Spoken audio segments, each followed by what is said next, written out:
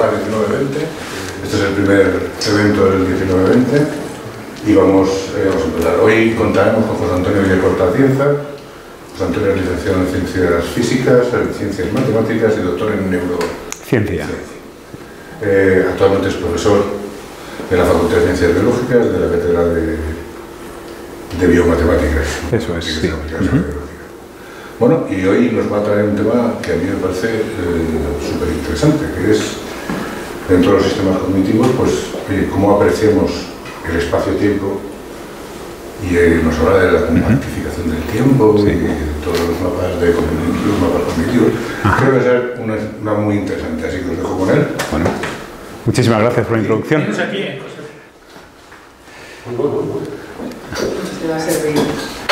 Muy bien, bueno, pues gracias por la invitación, buenas tardes a todos, gracias Ángel Luis por el contacto que me dio. Bueno, no sé si se me oye por el micrófono, en cualquier caso, ¿se oye? Perfecto, muy bien. Vale, pues esta va a ser una charla, la idea de esta charla es que sea meramente divulgativa. Es una cosa, bueno, como podéis ver o imaginar o saber seguro, el cerebro es algo complejísimo. Desde todos los puntos de vista se estudia desde puntos de vista enormes y todos ellos son vidas para ser estudiados. Entonces lo que voy a hacer aquí es rascar un poquito. Por supuesto, cualquier pregunta del tipo que sea, pues la intentaré responder, eso, aunque sea divulgativo, vamos, estoy abierto a cualquier pregunta. Entonces, como comentabas en la introducción, no solo el tema del cerebro es importante, es complicado, sino el tema del tiempo y el espacio, que desde un punto de vista físico es tremebundo, pues también ver qué pasa con ello en el cerebro pues es también una cosita complicada. Entonces, voy a intentar ir un poquito de lo más general a lo más concreto. Ya digo, siempre desde un punto de vista muy divulgativo, ¿vale? Bueno, lo primero, anunciar un poquito lo que todos sabemos, que el cerebro no existe nada más complicado que el cerebro, no existe ni en el universo, ni en nuestras creaciones, ¿no? Ya sabéis que la inteligencia artificial pues está intentando hacer algo parecido al cerebro. Pues no, pero lo está intentando, que hay que intentarlo, pero que no se va a conseguir en muchísimos años. La complejidad es una complejidad exclusivamente biológica. Los números pues hablan por sí mismos, ¿no? El número de neuronas, el número de conexiones de cada neurona, como sabéis, las neuronas son aquellas células que componen nuestro cerebro, ¿no? Igual que la célula de la epidermis, pues tenemos unas células que se tocan entre ellas de formas, pues ya veis, una de 10 elevado a 14, o sea, el número de estrellas en el universo de lejos. Y cada una de estas conexiones forma patrones de comportamiento, ¿no? Eso significa que los patrones de comportamiento que tiene nuestro cerebro, potenciales, son prácticamente infinitos. Pero ahí no está el tema es que esa estructura se controla a sí misma, es decir, esa estructura funcional, tú haces una cosa en tu casa, tú haces una cosa que tenga estos numeritos y esto explota, o sea, no puedes manejarlo, no puedes saber cómo funciona, es imposible. El cerebro tiene unas capacidades que no conocemos, no sabemos cómo se comporta a nivel funcional, que permite que de toda esta complejidad enorme surja un orden, y un orden coherente, un orden que nos permite hacer cosas, ¿no? Simplemente, bueno, tú te tomas una cerveza, que es básicamente echarle alcohol y que las neuronas se vuelvan locas, y sigues funcionando relativamente bien. Tú le echas un vaso de agua a un ordenador y lo fríes. Entonces, lo que no se entiende son esos principios funcionales que conducen del caos al orden y que son tan robustos. No importa lo que le hagas al cerebro, sigue funcionando razonablemente bien bajo unas circunstancias muy amplias, y eso es lo que... De ahí surge realmente la complejidad, aparte de lo que todos sabemos. Dentro de nuestro cerebro estamos nosotros. Y eso es algo que todavía pues se está dejando un poquito, o sea, que no se comprende cómo surge, y estamos lejos de comprenderlo. Sin embargo, la idea de todo esto es que tenemos una enorme complejidad y todo ello es como un embudo, imaginaos un embudo, que todo converge en un principio, ¿no? Un principio que está un poco a la idea del libro de José Corrales, que me acaba de dar, gracias, que es bueno, en este caso lo llamas supervivir, ¿no? Que sería la supervivencia. Bien, el enfoque que tú das es un enfoque más humanista, más optimista. Mi enfoque creo que es más, bueno, también como soy yo, es más realista, que tiende al negativo, a ser más negativo, que es que toda esta complejidad surge porque tenemos que sobrevivir. Entonces, cuando tú tienes una bacteria, la bacteria tiene que sobrevivir en su mundo, entonces su mundo se vuelve complicado y tiene que evolucionar. ¿Cómo lo hace? Pues generando mecanismos de la nada que le permiten saber qué está pasando y entonces adaptarse a esos cambios. Pues esa bacteria va evolucionando, se producen cada vez seres más complejos, hasta llegar a nosotros, que somos el acabose, en términos de complejidad. Sin embargo, todo tiene la misma premisa, que es hay que sobrevivir. Entonces, desde ese punto de vista, lo que nos podemos preguntar es qué es lo que se necesita para sobrevivir, o sea, qué atributos son las condiciones básicas necesarias para que un cerebro pueda sobrevivir. Si no procesa esos atributos de la realidad, no, es imposible que sobreviva. Entonces, nos vamos a centrar en dos de ellos, que ya he adelantado, que son obviamente el espacio y el tiempo. El espacio es obvio que es que nos pasa en el espacio. Si nosotros no procesamos bien el espacio, no sabemos por dónde estamos ni por dónde cabemos. Te quedas ahí estancado en tu mundo, ¿no? Y viene el león y te come. Entonces el espacio tienes que apreciar perfectamente distancias, volúmenes, posiciones, etc. Eso pues es indudable. El problema del espacio es su hermano mayor, su hermano listo, digamos, que es el tiempo, ¿no? El tiempo es ya, vamos, una propiedad que ni siquiera físicamente podemos entender, porque el espacio físico está entendido desde los griegos, pero el tiempo no sabemos qué es. Y sin embargo, cómo nuestro cerebro procesa el tiempo es capital, porque si nosotros no procesamos el tiempo, no nos ubicamos en el desarrollo de las cosas. Tenemos un decalaje respecto a qué está pasando a nuestro alrededor y eso supone que pues, el león nos come, ¿no? El tiempo es, digamos, la urdimbre de nuestras necesidades. O sea, yo tengo una necesidad y tengo que satisfacerla, pero esa necesidad surge en un proceso temporal. Así que yo tengo que tener una conciencia plena de ese proceso temporal, si no, pues apaga y vámonos. Lo veremos un poquito cuáles son las dificultades. La primera ya he hablado de ella, así un poquito ligeramente, que es que el espacio es objetivo. Es decir, si yo percibo esta habitación y salgo y se la cuento a alguien de fuera, cuando entre, esa persona de fuera a esta habitación la reconocerá. Ah, es verdad, tenía unas ventanas, unas sillas verdes, no sé qué, tal. Entonces, mi percepción del espacio es objetiva, es muy similar a la que podéis tener cualquiera de vosotros. Y eso es importante, porque el espacio es donde nos ubicamos físicamente. Con el tiempo pasa algo que es bastante más delicado, que el tiempo se supone es una dimensión física, y existe como tal, como dimensión física, independientemente de que lo podamos medir o no de una mejor o peor manera, pero el tiempo que existe fuera de nosotros, a nosotros nos da igual. El único tiempo que nos interesa es el tiempo de nuestro cerebro, el tiempo que mide nuestro cerebro, es el único tiempo. Si hoy pasa un día y yo hoy percibo que ha pasado mediodía, un minuto, voy a tener un problema, porque lo que ha pasado fuera es una cosa que yo no tengo control sobre ella. Mi control está sobre mi percepción y yo me tengo que acoplar, mi percepción se tiene que acoplar al universo que me rodea. De ahí entonces que la percepción del tiempo sea fundamental, y también la percepción del tiempo es fundamental, pero por motivos que hoy en día no se conocen claramente, no es objetiva. Nosotros no percibimos el tiempo de la misma forma, ni entre nosotros, ni dentro de nuestra misma realidad, ¿no? Lo pasamos bien, el tiempo se acorta, lo pasamos mal, el tiempo se alarga, etc. Pero bueno, vamos a ir poco a poco, porque os pongo aquí un ejemplo de esta dicotomía que os comento, que es que efectivamente el presente no existe en la física, ¿no? En la física tú no puedes medir el presente porque no existe, o sea, solo existe el futuro, y cuando pasa el futuro llega el pasado, ¿no? Tú puedes acortar muy poco esa ventanita de medida, pero lo que vas a estar haciendo es aproximarte al presente. Sin embargo, nosotros, en nuestro interior, vivimos en el presente, o esa conciencia tenemos. O sea, yo ahora estoy en el presente, sin embargo, estoy en una cosa que no existe, entonces el presente lo creo yo. Esa dicotomía ya está demostrando que el cerebro hace lo que quiere, o sea pero bueno, por motivos que ahora veremos, en realidad lo crea porque necesita crearlo, ¿no? Y lo necesita crear porque el tiempo, como sabéis, tiene dos direcciones. Bueno, tiene una dirección, perdón, pero tiene, digamos, dos dimensiones, ¿no? Es el pasado y el futuro, asumiendo que el presente no existe. Eso es una premisa que vamos a ver. Entonces, si nosotros nos centramos primero en el pasado, parece que el pasado es el tiempo, ¿no? Uno habla del tiempo y recuerda cosas. Esto que veis aquí es un esquema de la memoria, muy, muy simplificado, ¿vale? Pero uno diría, el tiempo, memoria, está ahí, la memoria. Pero claro, si tú te dedicas a ubicar el tiempo en la memoria, resulta que el tiempo no está tan presente en la memoria. Bueno, la memoria está dividida en dos partes principales, que es a corto plazo y a largo plazo. A corto plazo viene a ser, para que nos hagamos una idea, la RAM del ordenador. Cuando tienes un ordenador empieza a cargar cositas en su RAM pequeñita para usarlas ahora, ¿no? Pues el Word, la página web, lo que estás haciendo, para usarlas rápidamente. Esto es lo que nosotros usamos para hacer cosas inmediatas. Pero la memoria a la que nos solemos referir es esta, la memoria, de lo que recordamos, ¿no? Y resulta que el tiempo solo está aquí. Tenemos una memoria implícita que es la motora. Cuando conducís, pues utilizáis esta, no pensáis en cómo conducir, ¿no? Y no hay tiempo en realidad, son solo mecanismos que van surgiendo. Y luego está la explícita, que son la consciente, lo que yo recupero. Digo, a ver, ¿dónde pasé las vacaciones? Pues tienes dos tipos, que es la episódica, recuerdo mis vacaciones, pero luego está la semántica. No sé, ¿qué es esto? Esto es un taburete. Yo utilizo la semántica para saber que esto es un taburete. Por lo tanto, el tiempo solo está aquí. Y de hecho, básicamente está aquí, porque aquí... O sea que resulta que el tiempo no está tan ubicado donde creemos, donde en principio podemos creer, ¿no? Que es en la memoria. Y resulta que donde está realmente el tiempo es en el futuro.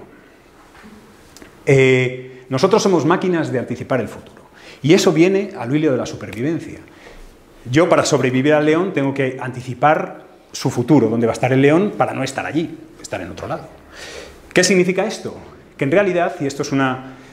bueno, hoy se toma como una de las...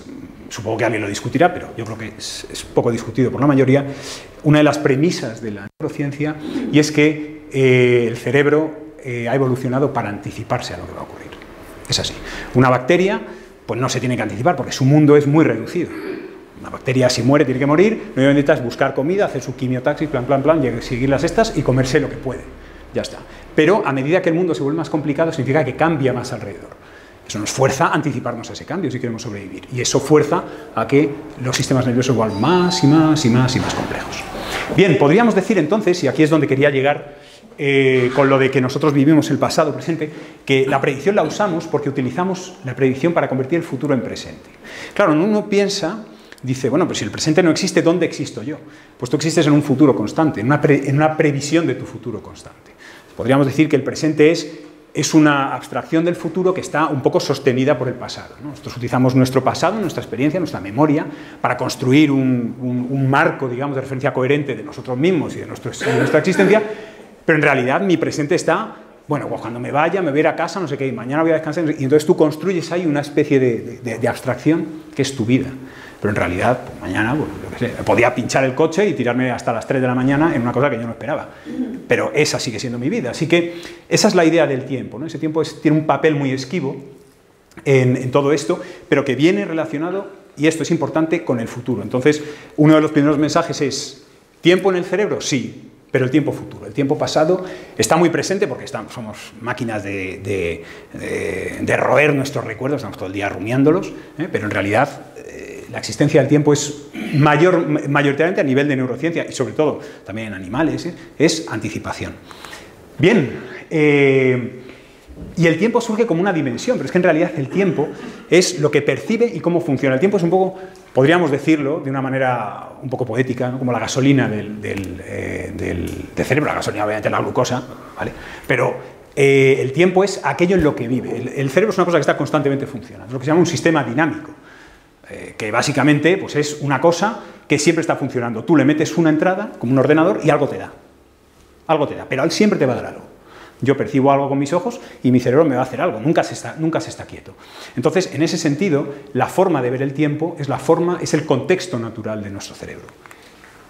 Pero para entender realmente cómo funciona o cómo está imbricado el tiempo dentro de nuestro propio cerebro, hay que entender primero las 3 escalas, que nos son familiares a todos, que son las escalas de más pequeño a más general, es la neurona, los circuitos y las áreas cerebrales. La neurona es la unidad, los circuitos son contactos entre neuronas, pues se tocan, ya veremos un poquito, y cuando tienes muchos circuitos que hacen lo mismo, pues se forman las áreas cerebrales, ¿no?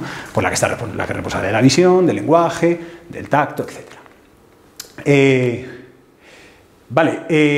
Fijaos que simplemente un pequeño abordaje a qué es una célula, ¿vale? O sea, una neurona, perdón. La neurona es una célula normal y corriente. Es como la célula, pues, la del corazón o la célula de la piel o cualquier otra célula. Tiene su núcleo, tiene pues, su membrana, tiene todo. La única diferencia, lo que las hace especiales es que son como pilas. Como sabéis, la pila lo que tiene es separa una carga, ¿no? Tienes una carga positiva, una carga negativa, separada por una cosa física, de manera que cuando tú las unes, circulan y se crea corriente. La neurona es exactamente igual, tienes una carga. Lo que pasa es que hay carga dentro de la neurona y fuera de la neurona. Entonces, eso significa que cuando alteras esa carga, surge electricidad.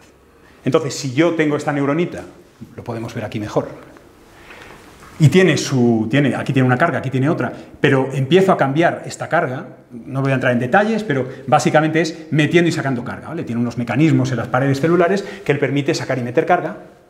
Se generan fluctuaciones en el campo eléctrico, igual que en una pila, ¿no? Si una pila la enciendes, la apagas, ¡pum! ¡pum! Pues esto igual, ¿no? Cambias la electricidad, la carga a ambos lados y se producen cambios en el tiempo. Esto es como si fuese el voltaje, la electricidad la medimos aquí, y este es el tiempo, entonces va cambiando así. Bien, pues estos cambios en la electricidad hacen que las neuronas se comuniquen entre ellas. Así que yo tengo una neurona que toca a otra neurona, esta cambia la carga dentro y fuera de su cuerpo celular, lo hace en el tiempo y entonces se genera un cambio en el voltaje. Y este cambio se propaga. Es decir, las neuronas cambian en el tiempo su actividad, pero también en el espacio. Y es como consigue una neurona hablar con otra. Transmite, igual que nosotros, pues yo cojo una pila, la conecto y puedo enviar una señal a lo largo de un cable, esto hace exactamente lo mismo. Cambias aquí el voltaje y se envía por un cable hasta aquí, hasta la otra neurona. Bueno, esto se hace mediante una sinapsis, que hay diferentes tipos, etcétera, etcétera. Pero básicamente esa es la forma en la que hablan entre sí. Tú tienes una neurona con otra, tienes 3 neuronas, habla con otra, tienes, no sé, 500 neuronas que hablan con una misma neurona y os podéis imaginar el follón que se monta ahí. Ya tenemos la primera fuente de complejidad y no hemos salido de la escala de circuitos. Ya tenemos una neurona que llegan 500 y ya estudiar eso te lleva toda una vida. Pero aún así, esto es el principio funcional del cerebro. Y funciona. Hay diferentes tipos de neuronas que regulan la actividad, bueno, una cosa bastante complicada, pero todas funcionan con el mismo principio. Así que, ya conociendo un poquito todos estos mecanismos, estos ladrillos funcionales, pues podemos empezar a meternos un poquito en el tema de dónde están los principios, cuáles son los principios, los mecanismos neuronales que gobiernan cómo percibimos el espacio y el tiempo, sabiendo ya cuáles son esas herramientas. Entonces vamos a empezar vamos a hacer un pequeño experimento, que en su día ya asistió Ángel Luis, y bueno, creo que resultó ilustrativo. El siguiente experimento es para revelar un poquito, para que veáis cuál es el funcionamiento de las neuronas que controlan nuestra percepción del espacio, las principales neuronas que controlan cómo percibimos el espacio. Esto merece un silencio muy respetuoso porque gracias a este trabajo la gente que lo descubrió pues le dieron el Nobel, cosa que pues está muy bien. Eso da un poco lugar, o sea, da un poco la idea de cuál es la importancia de este tipo de neuronas. Este tipo de neuronas es lo que cualquiera haría si le dijesen diseña un cerebro que perciba el espacio. Claro, uno ve esto y dice, hombre, darle el Nobel por eso, un poquito así, pero efectivamente es que la naturaleza acaba haciendo lo que tenemos que hacer. Y estas neuronas son neuronas que solo funcionan. Tienes una serie de neuronas y tú coges unas cuantas y esas funcionan cuando tú estás en una determinada posición de tu espacio. Es decir, si yo tengo aquí, me cogéis todas las neuronas estas de las que estoy hablando y cogéis una pequeña parte, esa pequeña parte disparará cuando yo esté aquí. Si yo me muevo aquí, esas se callan y hay otras diferentes que empiezan a funcionar. Y si yo me muevo aquí, hay otras diferentes de las otras dos que empiezan a funcionar. Es decir, son neuronas que solo empiezan a chillar o a hablar cuando yo estoy en una posición determinada del espacio. Eso es una cosa lógica, porque yo digo, bueno, pues claro, a ver, ¿cómo detecto dónde estoy en el espacio? Pues que haya unas neuronas que me lo digan y otras que se callen. Eso es relativamente coherente. Entonces, lo que vamos a ver es por cómo es de necesario por qué es necesario ese principio funcional. Entonces, ahí yo lo que me gustaría sería, ahora necesitaría 3 voluntarios, ¿no? Entonces, 3 voluntarios es gente que, por supuesto, es absolutamente voluntario, no pasa nada. Vale, vamos a hacer un pequeño experimento que yo creo que no sé si podremos usar esa zona que es más cuadrada. Entonces necesito 2 personas que aplaudan y una persona que sea el conejillo de Indias. Entonces no sé si alguien se quiere animar. Ahora es el momento en que todos tiramos el móvil, ¿no? O el boli al suelo, ¿verdad? Que me pasa con mis alumnos. Hago una pregunta y todos lo hacen. Vale, sí, vale, fantástico. Necesitaría otra persona. Ah, Ángel Luis ya lo conoce, pero este tiene una pequeña variación, este experimento, ¿vale? Lo estuve pensando y digo, bueno, vamos entonces a hacer 2 cositas, mira. ¿Quién va a ser la rata de laboratorio? Porque esto es una rata, esto se descubrió en ratas, ¿eh? Pero no hay ofensa, ¿eh? Realmente los roedores de laboratorio les debemos, vamos, todo que estemos aquí se lo debemos a ellos. ¿Quién va a ser entonces? ¿Tú? Fantástico. Bueno, ¿cuál es tu nombre? Javier. Javier, bueno, ¿el tuyo? José Luis. ¿José Luis? Asís, vale. Javier José Luis Asís, vale. Yo tengo realmente un problema con los nombres, entonces yo intentaré recordarlo, pero no es nada personal, yo lo aviso, ¿vale? A ver, entonces... ¿José Luis? Javier. Es que esto tenía que ser como el 1, 2, 3. Teníamos que llevar todo nuestro nombre aquí. Joder, es que me hacen pasarlo mal. Con mis alumnos me pasa lo mismo y es que es una vergüenza. Vale, Javier. Vale, tú ya que vas a ser la rata, ¿vale? el roedor. Vamos adelante el roedor, ¿vale? Porque no estamos en el horóscopo chino, entonces no sé, aquí en el occidente. Exactamente, estamos en un laboratorio, ¿vale? Así que morirás de forma bastante dolorosa. Lo siento, eso es así. Bueno, pues entonces te voy a pedir que cierres los ojos, ¿vale? Que te sitúes aquí, ¿vale? Y que cierres los ojos, ¿vale? ¿Mirando hacia dónde? Donde quieras, hasta ahí. Sí, hasta ahí que te vean, que vean tu virilidad, que se te vea. Vale, entonces voy a colocar estas hojas. No vas a saber dónde, probablemente sí, porque no dejo de hablar, ¿vale? Pero la idea es que yo voy a llevar a Javier por todo el le voy a guiar un poquito, y cuando pise una de estas hojas, por ejemplo, esta de aquí, la que está a vuelta con el texto, esta hoja, cuando él la pise, tú tendrás que dar una palmada, ¿de acuerdo? Entonces tú serás la neurona, que se llaman, por cierto, no los he dicho, lo habéis visto ahí, se llaman place cells, neuronas de lugar, de posición se llaman, ¿vale? Tú serás la place cells que corresponde a este punto del ¿vale? Te quedas ahí, cuando él llegue tú aplaudes, ¿vale? Te voy a pedir que te pongas ahí, así. Vale, ¿sabes por qué me acuerdo tu nombre? Porque no empieza por J. Oye, es que yo soy así, es que necesito... Vale, entonces, tú igual, también esta de ahí, ¿vale? Cuando Javier la pise, pues tú das otra palmada, ¿de acuerdo? Bien, entonces lo que vamos a hacer es... Tú eres la rata, que no, obviamente, ¿vale? Te voy a poner así, yo te voy a guiar para que no te des una mosta, y lo que vas a hacer es sentir cada una de tus neuronas, ¿vale? Entonces, ahora te voy a guiar un poquito, ¿vale? Tú vas erráticamente, de una forma errática que yo voy a guiar, por supuesto, ¿vale? Entonces, ¿vale? Hacemos así, tú puedes seguir, a ver, hacemos así un poquito, a ver, te voy a hacer así un poco... ¿Vale? Y seguimos así, ¿no? Entonces tú te das así, cuidado con los canapés, aquí, ¿vale? Ahí, ¿vale? Y ya damos la última por aquí, por ejemplo, haces así, ¿vale? Bueno, y es suficiente.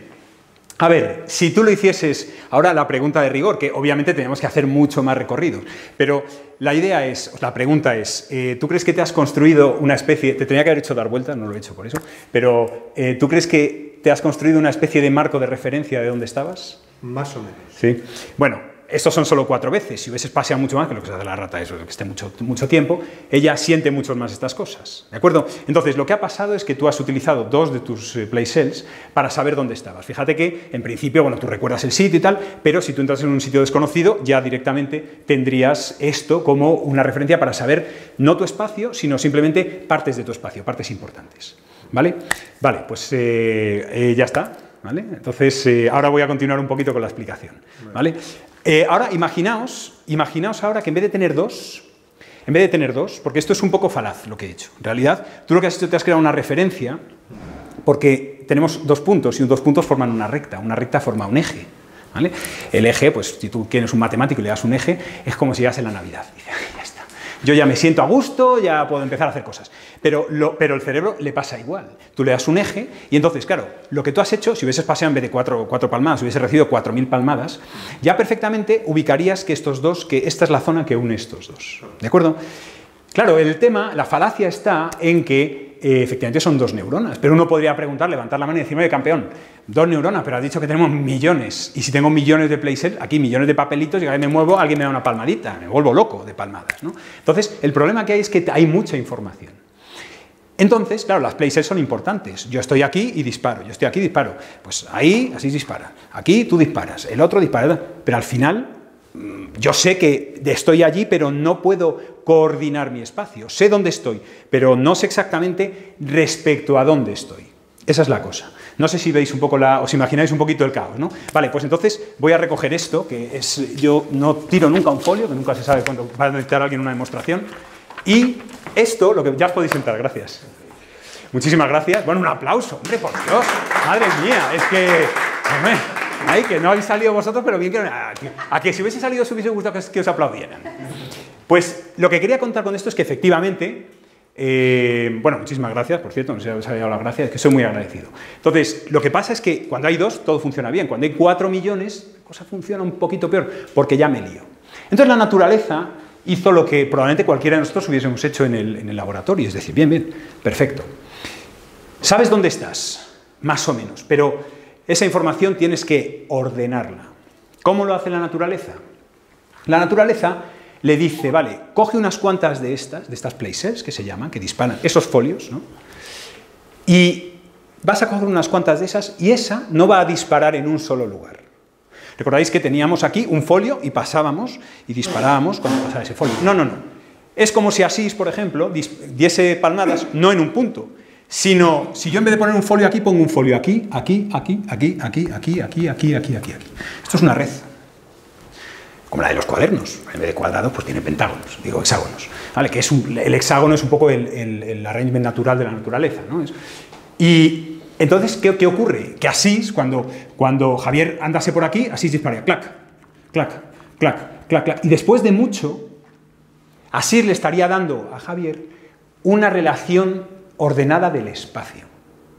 Es decir, tú estás aquí y luego vas a estar aquí. Es como si al eje que yo le he dado antes, con los dos folios, le dieses ahora un eje, una cantidad de ejes de verdad, que es pues una tesela del espacio. Es decir, ordenas el espacio, de manera que el desorden se vuelve, o sea, el caos se vuelve orden. Entonces, ¿qué tenemos? Tenemos dos ingredientes. El primero, dónde estamos, y el segundo, cómo es el espacio en el que estamos. Esos son los dos ingredientes que necesitamos para procesar nuestro espacio en el cerebro. Y fijaos que esto es solo a nivel de célula. Que uno pensaría, ¡buah! El espacio en el cerebro, un área, no sé qué, el lenguaje que dices, que ves, los ojos. No, no, no. Una célula, ¡pum! Una célula ya te está diciendo dónde estás en el espacio. Y es bastante llamativo, de ahí el premio Nobel, ¿no? Porque esta propiedad de la naturaleza tan importante lo hace ya una célula. Bueno, un tipo de célula, pero ya a nivel celular. Entonces tenemos, por un lado, dónde estamos y por otro lado, cómo es nuestro espacio. Pero el espacio se compone de otras cosas. Si a Javier no le guío, se mete un morrazo contra la silla, porque es un obstáculo. Entonces, claro, cuando nosotros estamos en nuestro laboratorio, digo, perfecto, nuestro cerebro sabe dónde está, sabe cómo es su espacio, pero tiene que reconocer que hay una silla, pues no se va a dar. Entonces tenemos unas células que responden solo a los obstáculos. De hecho, responden a dos tipos de cosas, que es las fronteras y los obstáculos, que no es lo mismo. O sea, una pared es una frontera y una silla es un obstáculo. ¿De acuerdo? Entonces existen. Y estas no responden a mi posición. Estas solo disparan y, bueno, y además tienen propiedades vectoriales, que bueno, no me voy a meter ya en eso porque es una cosa un poquito más rollo realmente. Pero bueno, básicamente que te dicen no solo que hay un obstáculo, sino dónde está el obstáculo. A qué distancia, a qué orientación y tal. Entonces te vas dando cuenta que a nivel celular está todo ya. Estas las que decía precisamente eran las boundary, las de frontera, y estas son las de objeto. De hecho, las de objeto se descubrieron hace un año, de hecho descubiertas por los que les dieron el premio Nobel, o sea que ahí siguen los tíos dándolo todo. Entonces, esto es lo que os comentaba, ¿no? Que o sea, si yo quiero procesar el espacio, necesito procesar sus características fundamentales. Ya está, vale, perfecto. ¿Dónde estoy? El tamaño y tal. Esto da lugar al concepto de mapa cognitivo. El mapa cognitivo es, tú cierras los ojos y estoy viendo un constructo abstracto de esta habitación. No necesito mirarla para saber dónde estoy, qué tamaño tiene, dónde están los obstáculos. Eso es el mapa cognitivo. Pero es que además el mapa cognitivo funciona como un GPS. Yo he puesto el GPS para venir aquí, no me avergüenza decirlo, y me decía por dónde tenía que ir. Eso lo hace. O sea, el mapa cognitivo, estas neuronas, es que no solo nos dicen dónde estamos, también nos dicen por dónde tenemos que ir para llegar sanos y salvos a donde queremos llegar. Es decir, si yo quiero ir allí, mis neuronas, estas places que tengo, estas gliceras, se van a poner a trabajar todas para decirme que tengo que ir así. O sea, que me dan un camino, estas están trabajando para mí. Son neuronas que activamente me dan una solución a cómo me tengo que mover. Entonces, solo a ese nivel celular ya lo estoy resolviendo todo, es una especie de cosa milagrosa. Ya esas neuronas ya lo hacen todo, lo que necesito para moverme, entre comillas. Bien, el espacio, perfecto, pero ¿qué pasa con el tiempo? ¿No? El tiempo se queda ahí un poquito descolgado. Vale, pues para ver qué pasa con el tiempo, y aquí viene lo bueno, vamos a ver, mediante un sencillo experimento, que el cerebro, cuando lo hace con el espacio, lo hace con el tiempo a la vez.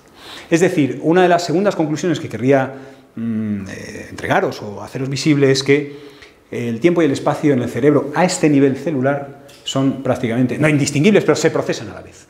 Entonces uno esperaría espacio y tiempo, cada uno por su lado. No, en este caso no. El experimento es muy sencillo. Imaginaos que la rata está corriendo por esta tabla y estas zonas coloreadas son como los folios que he puesto antes. Aquí dispara una neurona, una place cell, aquí otra place cell, aquí otra place cell, cuando pasa. Bueno, pues lo que pasa es esto. No voy a entrar en detalles, porque es un poquito farragoso, pero básicamente lo que quiero que veáis es que los colores indican que la neurona, aquí están los colores, esta neurona, esta barrita, el grosor de esta barrita indica lo que está chillando la neurona que corresponde a esta posición. Es decir, este, por ejemplo, podría ser Asís. ¿Vale? La rata cuando pasa por aquí, pues Asís da palmadas. Veis que esto, bueno, en realidad es el P2, veis que esto va decreciendo, esto es como la intensidad de la palmada de Asís, ¿no? Aquí da mucha palmada y según se va alejando del folio va dando menos palmadas, menos palmadas, menos palmadas. Bueno, pues esto sería, el grosor de esto sería la intensidad o el número de palmadas que da Asís, ¿no? Hace así, cuando está aquí hace así, clac, clac, clac, y según se va alejando da menos palmaditas. Y esto es lo que hay, ¿no? Entonces, cuando estás por aquí, pues está por aquí, cuando estás aquí es esta, cuando estás aquí es esta, en fin, que cuando la rata está aquí, los investigadores le pusieron todo el electrodo para medirlo y se dieron cuenta que no es que dispare solo la que corresponde a esta, es que hay otras que corresponden a zonas alejadas que están también disparando, aunque menos. Cuando hablo de disparar hablo de que funcionan, se habla de disparar, pero vamos, es que están chillando. La neurona que corresponde al sitio donde está chilla mucho, pero es que las neuronas que corresponden, y esto es lo importante, a sitios que en los que ya ha estado, chillan menos.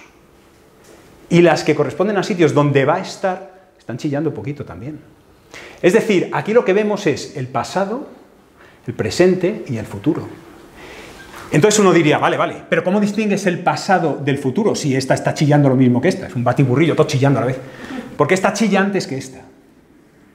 Entonces es como si aquí ponemos, pues no sé, aquí, este es Javier, perdóname, pero bueno, este es Javier, ya has cogido, ya te has metido en tu papel, ya no te saca nadie, ya cuando llegues a casa y me han llamado rata. Voy a ir la última que voy.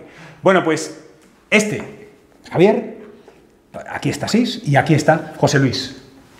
Bien, ¿por qué puedo distinguir el pasado del futuro? Porque cuando está aquí Javier, Asís está haciendo así. Y cuando Asís para de hacer así, estando él aquí, estando todavía Javier aquí, José Luis empieza, cuando él ya ha acabado, cuando Asís ya ha acabado, José Luis empieza a dar palmadas, también despacito. Es decir, que el tiempo se procesa a la vez porque el pasado chilla antes que el futuro. Entonces chilla un poquito antes, chilla el presente y luego el futuro va chillando un poquito más, un poquito menos, un poquito menos y un poquito más tarde. Entonces sería como una especie de coro, ¿no? El pasado empieza a cantar, deja de cantar, empieza a cantar el presente, deja de cantar, empieza a cantar el futuro, ¿no? Y todos, cuanto más presente, más alto cantan. No sé si... Vale, pues entonces, fijaos que esto, claro, a este que lo descubrió le dieron el Nobel también, aquí es Nobel para todos. Pues esto, ¿qué descubrieron? Que el espacio y el tiempo se codifican a la vez.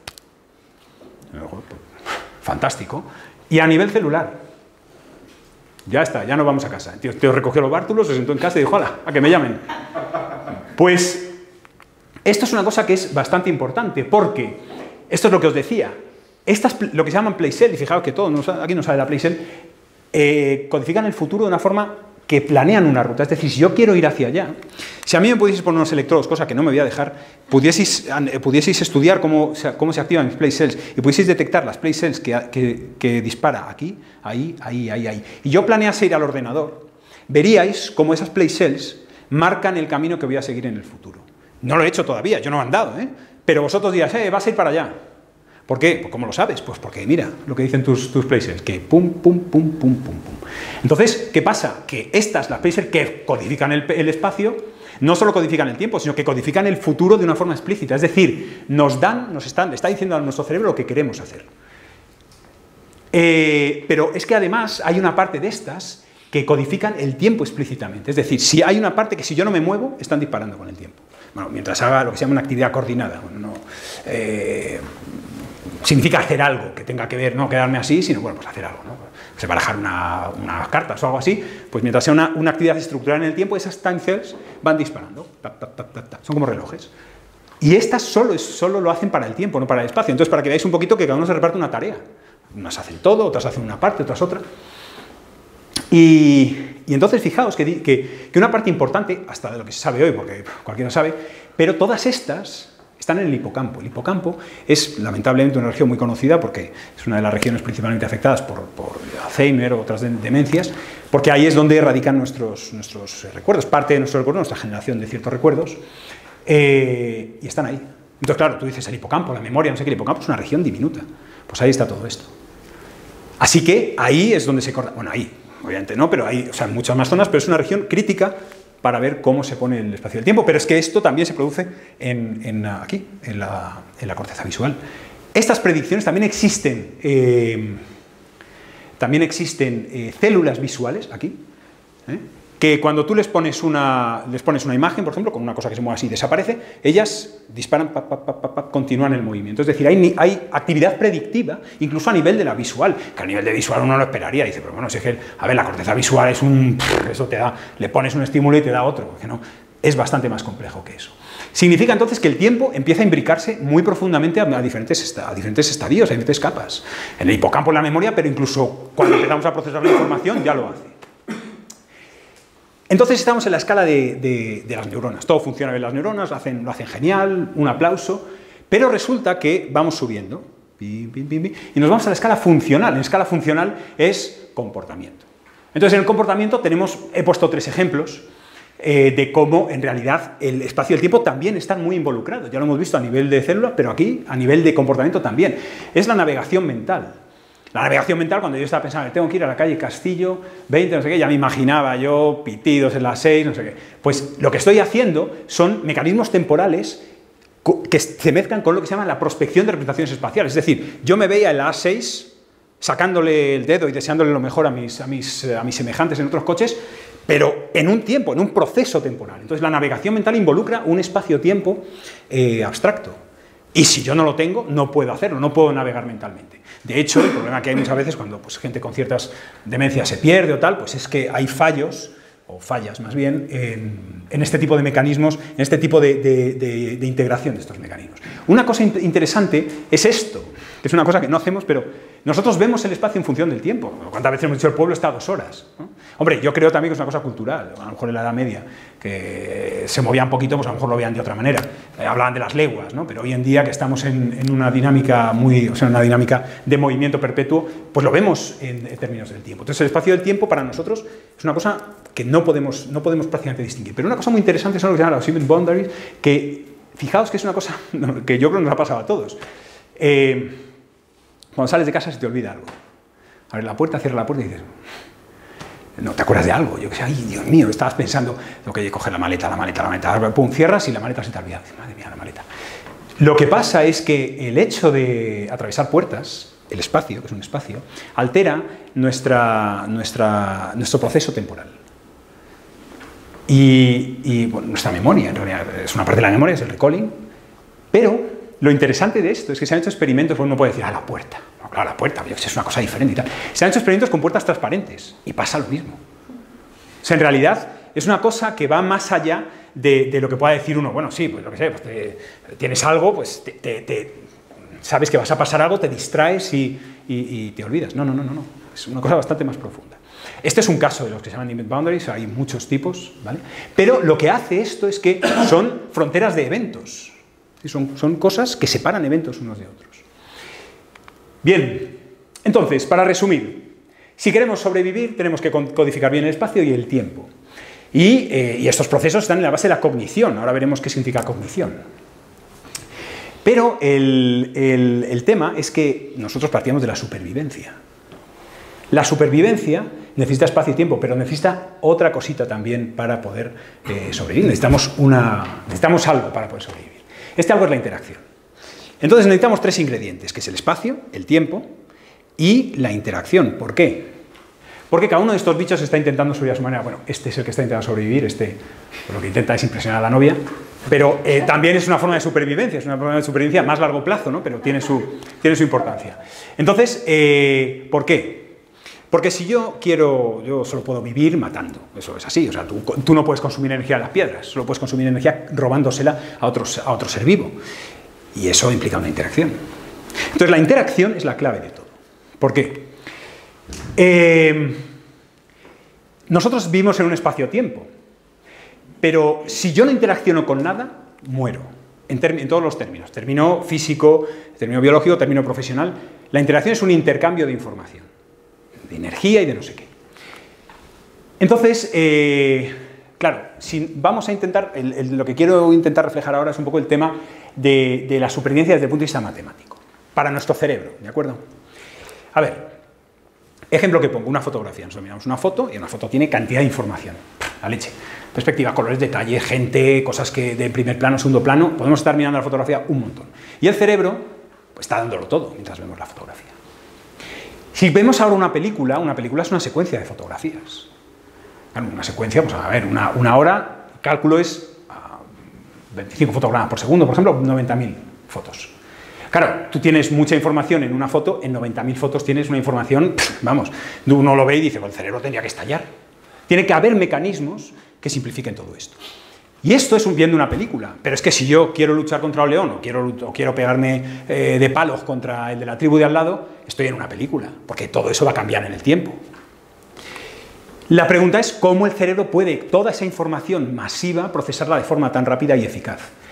Hay mecanismos que reducen esa complejidad, bueno, pues la redundancia de la información, una cosa es el predictive coding, pero son temas en los que obviamente no puedo entrar, no hay tiempo, pero todos estos mecanismos no explican por qué se puede dar esto. Si te tiran una piedra, te presiona un animal, estás peleando, cómo tu cerebro procesa esa información y te permite tomar esa información, que es una situación muy compleja, te permite tomar en cuestión de décimas, centésimas o incluso, bueno, segundos si tienes suerte, una decisión que te permita sobrevivir.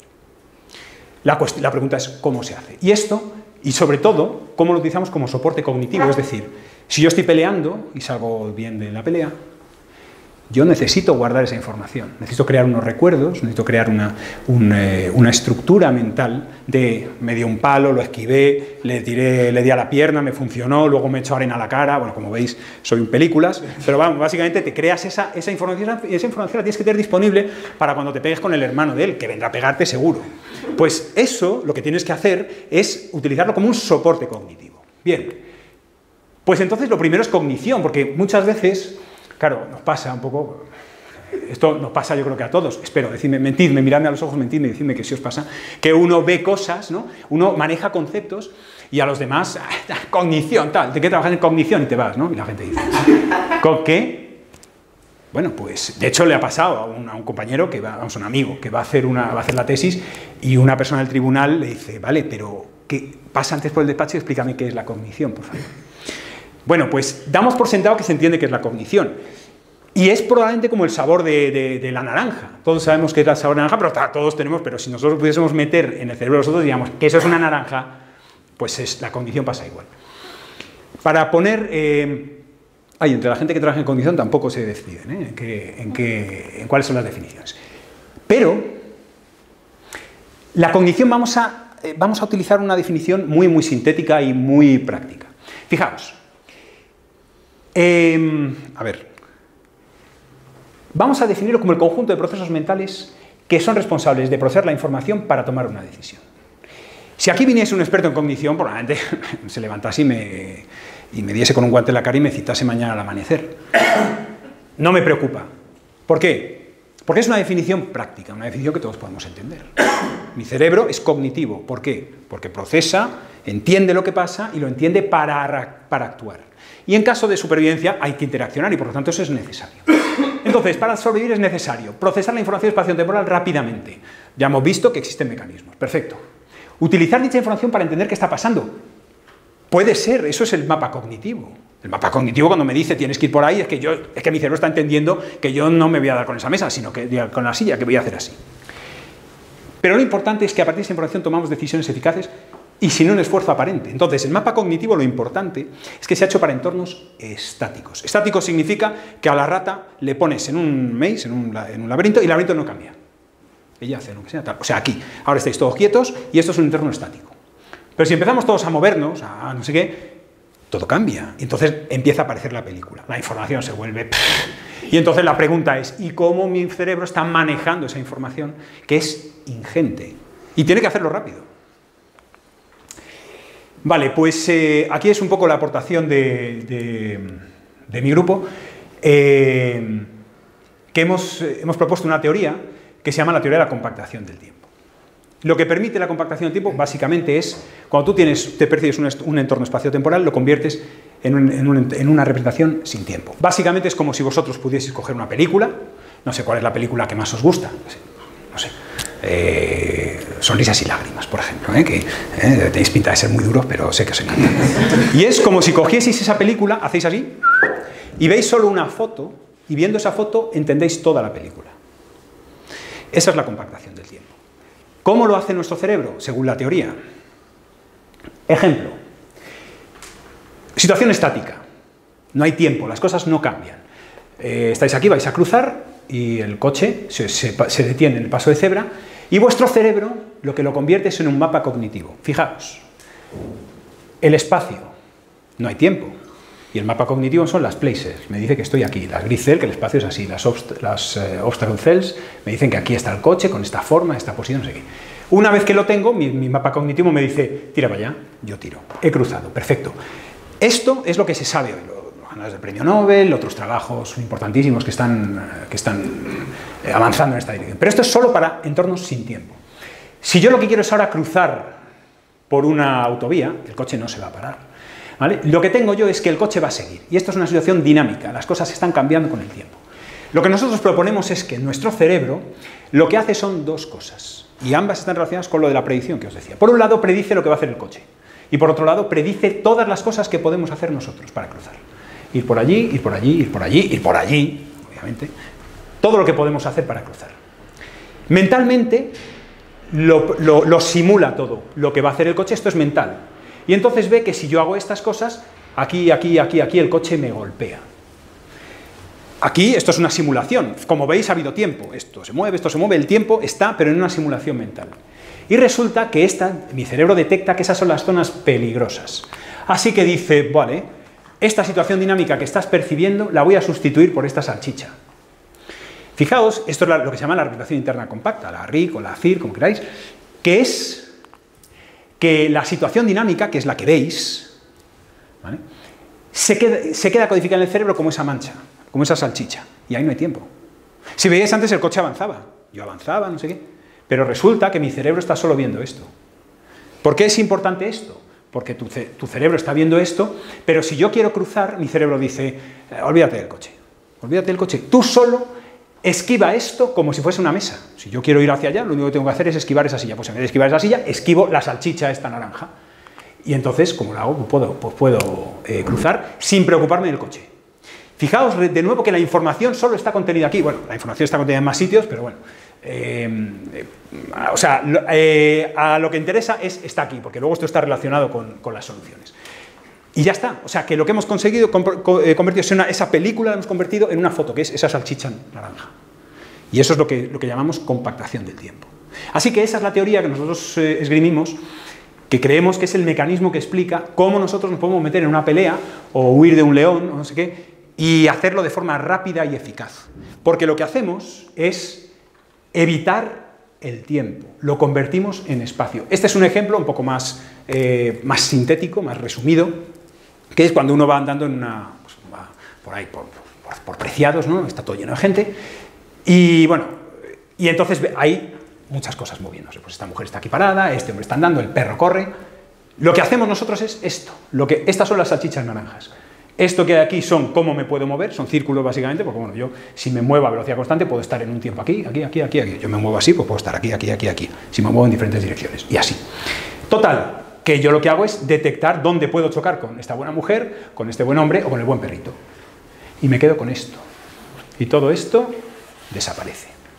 Lo único que tengo que hacer es pedirle a esto que me diga cuáles son las trayectorias para moverme entre estos obstáculos sin chocar contra ellos. Y esto de aquí es un mapa cognitivo de toda la vida.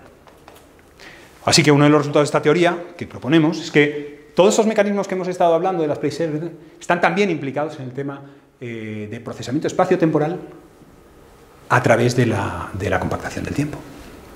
Así que, cuando yo quiero recordar esto para la próxima vez que vaya a Preciados, no darme con la gente, yo me olvido de todo esto, cojo esto, ¿veis? Que esto es nada, no tiene tiempo, esto es como un espacio con sillas aquí puestos y lo guardo en mi memoria. Y cuando lo necesite, lo recupero. Esto sería como cuando me voy a pegar con alguien. Pues tendré la pelea aquí y cuando necesite pegarme, pues pum, lo recupero. Esto es un ejemplo, no voy a entrar en detalles, ¿vale?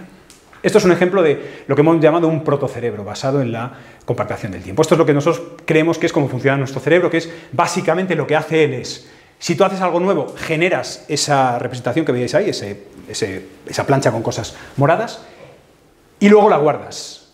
Si ya esa situación te es familiar, lo único que tienes que hacer es irte a esta librería, es como un archivo, tú coges, abres el cajón, tum, tum, tum, tum, tum, y sacas esa hoja. Esa hoja tiene esto. Esto que veis aquí pues son las manchas moradas y bueno, esto son donde tienes las trayectorias. La coges, se la metes al cerebro, el cerebro la utiliza y lo resuelves, sin ningún problema. Esto está hecho con robots pequeñitos, bueno, tengo algunos vídeos por ahí si queréis luego verlos, pero es básicamente esta situación. Esto de aquí, esto de aquí es esto de aquí. Pues tú solo lo almacenas y te olvidas de todo. Y ya no hay tiempo en tu vida. Ya está. Ha desaparecido.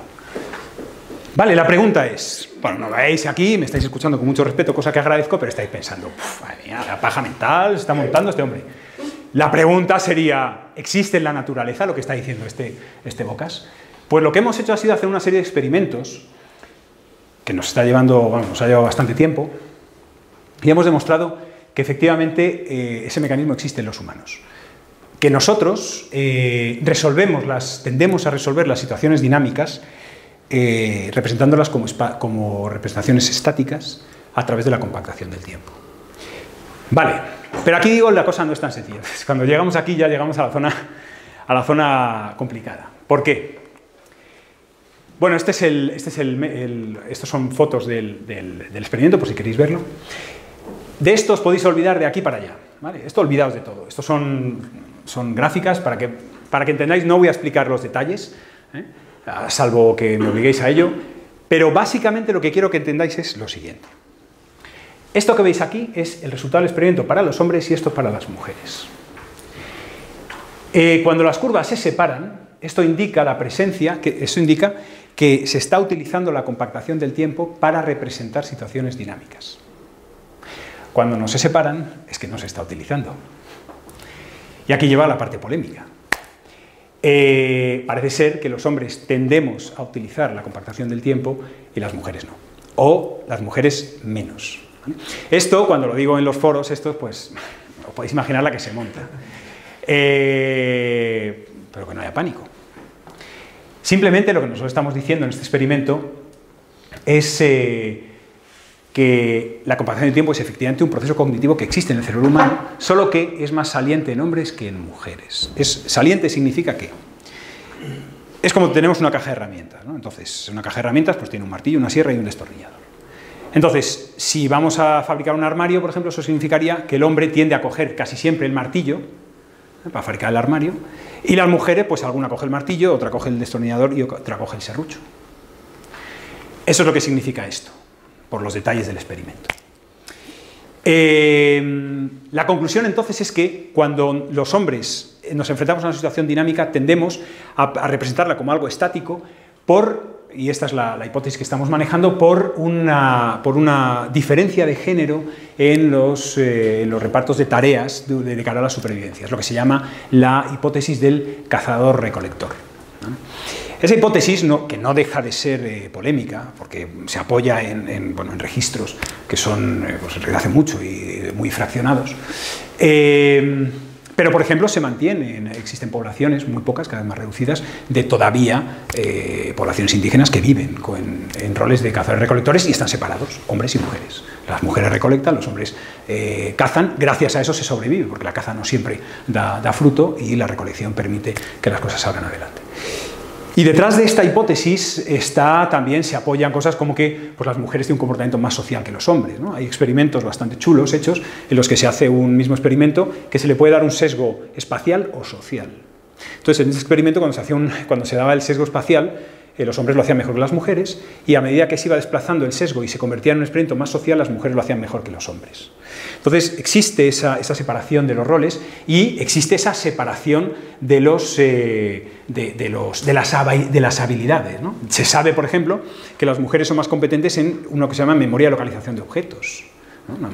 Y se supone que está asociada también a esa separación que, gracias a ella, se especula que se ha producido la supervivencia, mientras que el hombre pues, está más involucrado en temas pues, de lucha, de pelea, pues eso, cazar, evitar que te tire una piedra o dar con la lanza. Y esto es lo que está detrás de la compactación del tiempo. Al final, lo que yo quería manifestar era que la compactación del tiempo surge como una necesidad de sobrevivir, de enfrentarse a algo. Entonces, cuando la supervivencia, cuando los roles de supervivencia se dividen, pues tiene cierta lógica que aparezcan más en hombres que en mujeres. Las mujeres no lo hacen, sí lo hacen.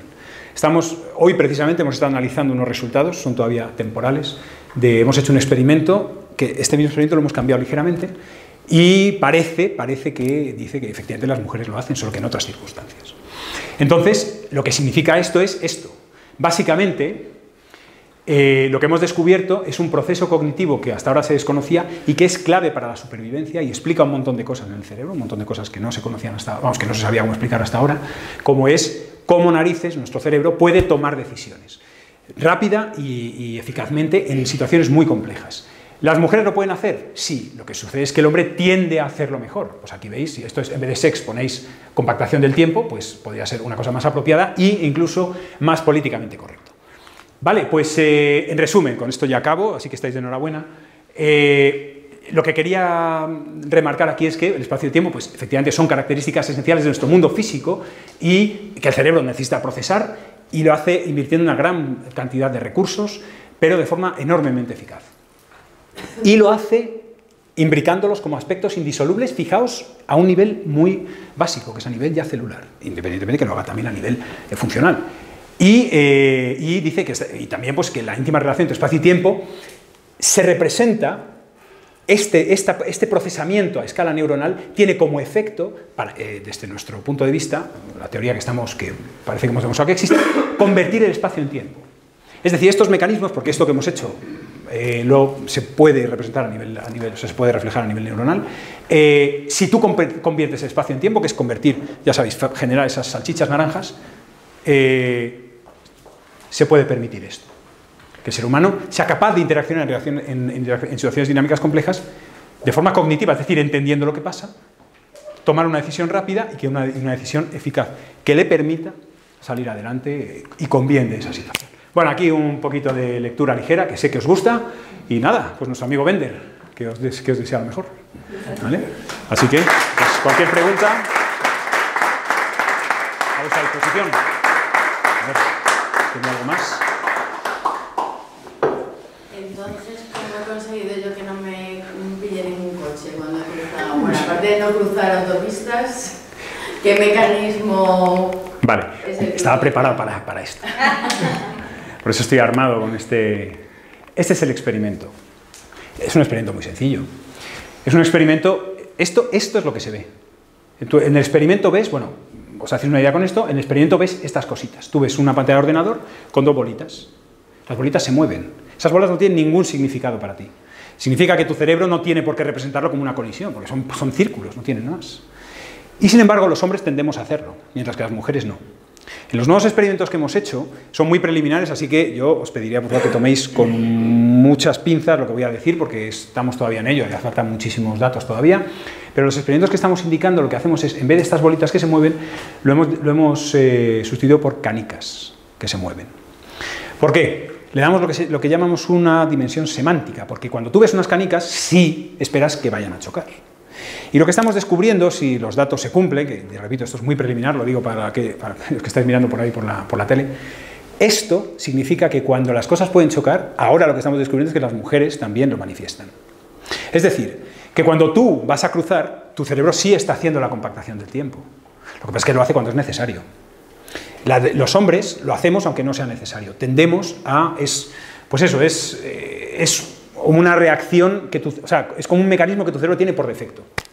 En el vuestro, de hecho, bueno, ya lo expresé, lo digo siempre porque un poco como control de daños también. Cuando esto lo expuse en una charla para estudiantes de máster, una chica, una chica ya entrada en años, pero que se conservaba muy bien, lo digo por si me está viendo, me preguntó, ay, por eso las mujeres conducimos peor.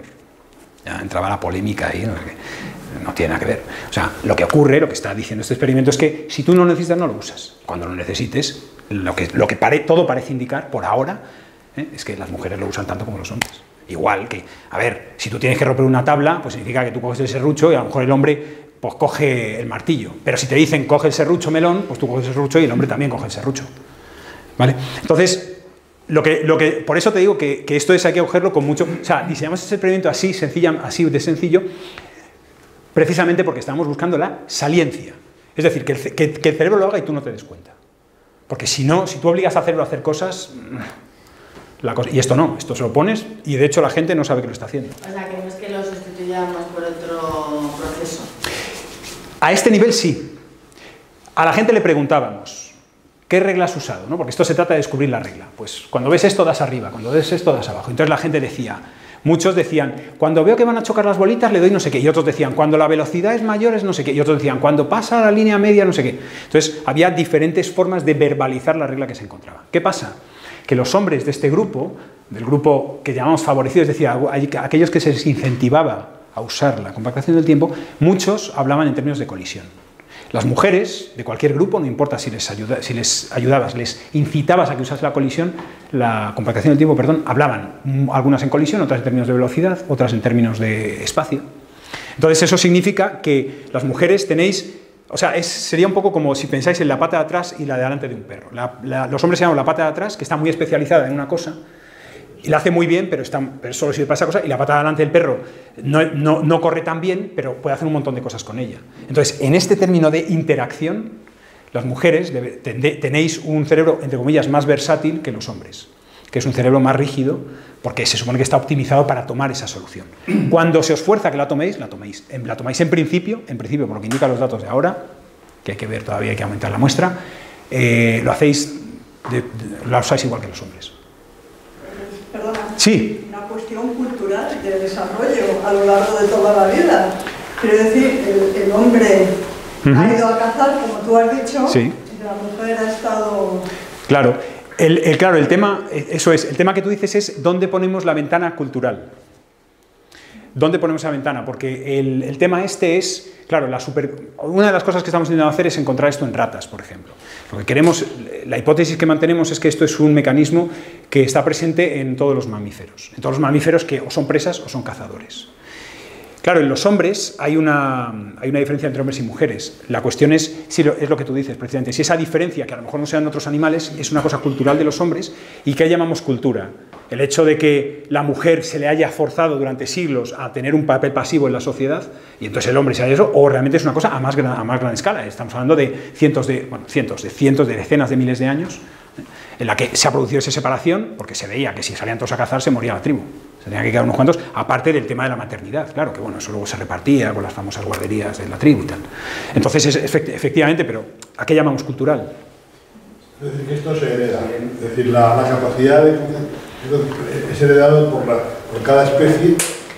Cada especie tiene su capacidad. Exacto, bueno, eso es... No es heredado, no lo aprendemos. Eso es exactamente. Eso es lo que no sabemos. El límite de lo que se hereda y lo que se aprende. Eso es como si te pregunto qué es el límite entre la herencia y el aprendizaje de la inteligencia. Claro. Es el mismo fenómeno.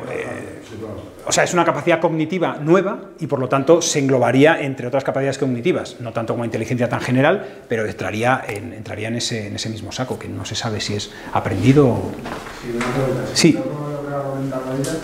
Este experimento se ha hecho con mujeres y hombres, por ejemplo, del mismo país, porque lo que quiere decir es que si para determinar, se me ocurre, que si afecta a la cultura o no, si tú vas haciendo experimentos con gente de distintas culturas, obviamente tienen que ser unos resultados diferentes. Esa es una pregunta magnífica, de hecho, pero no es magnífica, y no es que ahora lo que voy a hacer es tirar la pelota a otro tejado, pero no me culpéis por ello.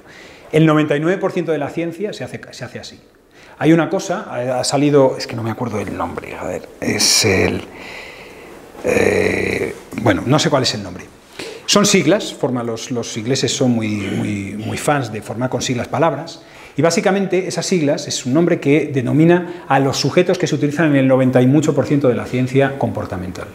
Son gente blanca, de países ricos, de cierta tendencia sexual, la tendencia sexual se supone porque no se pregunta sobre ello, y de cierto nivel económico. ¿Por qué? Porque son los sujetos que encuentras. Es que al final, ¿yo dónde he hecho esto? Y estamos hablando de España, pero te vas a Estados Unidos y ¿con quién hace la gente los experimentos? Con la gente de la universidad, que se lo puede pagar pues, el que tiene beca o el que tiene perrillas. Entonces, al final, gran parte de la ciencia comportamental se hace con una franja estrechísima de la población.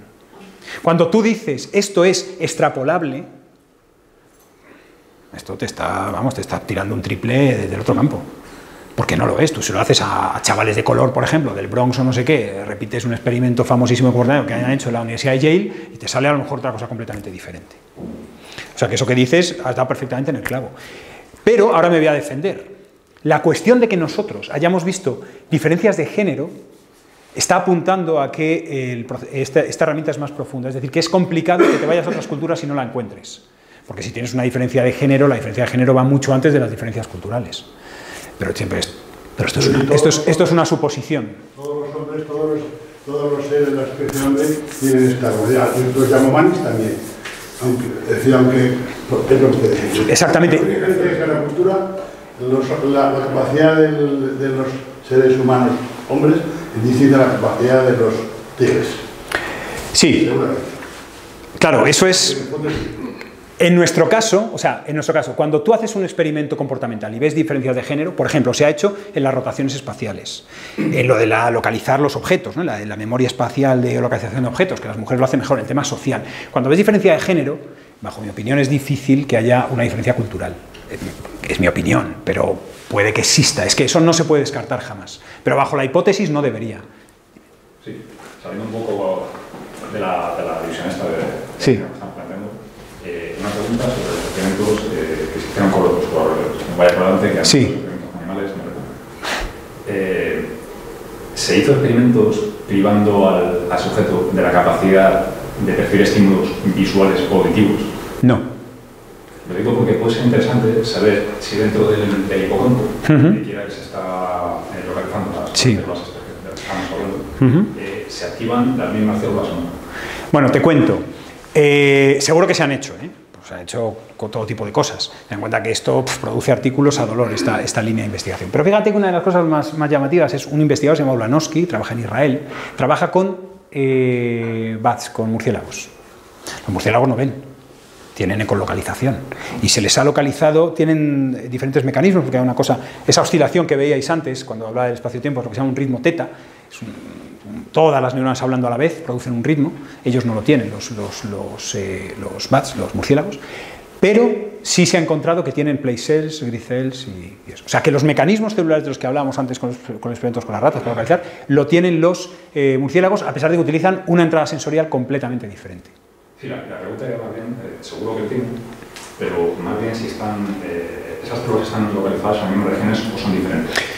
No, en principio están en esas mismas regiones, porque el hipocampo es una zona, bueno, vosotros sabéis que la corteza cerebral es una zona que está estructurada, que tiene por la zona visual, por la zona del lenguaje, la zona... Entonces, esas estructuras, esas diferencias no son tan claras en el hipocampo, no son tan claras, de hecho no existen.